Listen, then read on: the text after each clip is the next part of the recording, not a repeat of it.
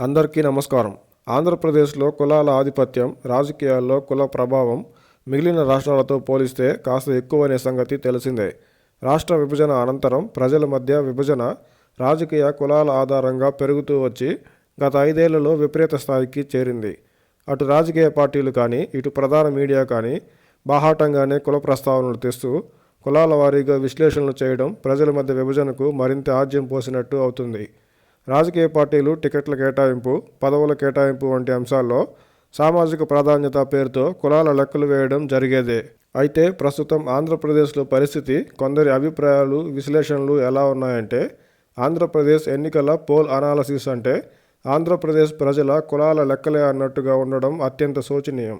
ఆంధ్రప్రదేశ్ ప్రజలు రాజకీయ పార్టీలు కులాల ప్రాతిపదికన మినహా మరి ఏ ఇతర అంశాలపై కనీస అవగాహన, ఆలోచన లేకుండా ఓటు వేస్తారన్నట్టు ఏపీ పోల్ అనాలసిస్లు చేయడం ఎంత మేరకు సబబో వారే ఆలోచించుకోవాలి.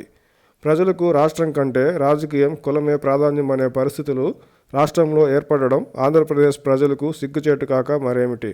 అయితే ఈ ఎన్నికల ఫలితాలు ఆంధ్రప్రదేశ్ ప్రజలు కేవలం కులం ఆధారంగా కాకుండా మిగతా అంశాల గురించి ఆలోచించి మరీ ఓటు వేస్తారని తెలియజేసేలా ఉంటాయేమో చూడాలి. మన దేశంలోనే కొన్ని రాష్ట్రాలు, ప్రపంచ దేశాలు టెక్నాలజీని అందిపుచ్చుకుంటూ, టాలెంట్ను పెంచుకుంటూ యువతరాన్ని సరికొత్త మార్గాల వైపు దూసుకుపోయేలా చేస్తుంటే, ఆంధ్రప్రదేశ్ యువత భవిష్యత్తుకు రాష్ట్రం ఏ దిశగా వెళ్లాలో ప్రజలు, ముఖ్యంగా యువతరం నిర్ణయించుకోవాలి. ఇప్పటికే రాజకీయంగా, కులపరంగా విడిపోయి ఉన్న ఆంధ్రప్రదేశ్ సమాజం, దాని దుష్పరిణామాలను ప్రజలు చూస్తూనే ఉన్నారు. రాష్ట్రం సైతం భరిస్తూనే ఉంది.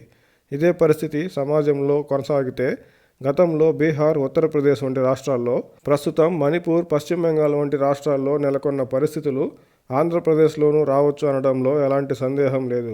ప్రజలు రాజకీయ పార్టీల వైపు చూడకుండా, పార్టీల కులాల ఎత్తుగడలకు లొంగకుండా ప్రజలు భవిష్యత్తును గమనించి తమంతట తాముగా దిద్దుబాటు చర్యలు తీసుకోవాల్సిన అవసరం ఎంతైనా ఉంది. ప్రజల్లో కాస్త మార్పు మొదలైతే అయినా రాజకీయ పార్టీలు ఇంకాస్త అయినా మారుతాయేమో చూడాలి.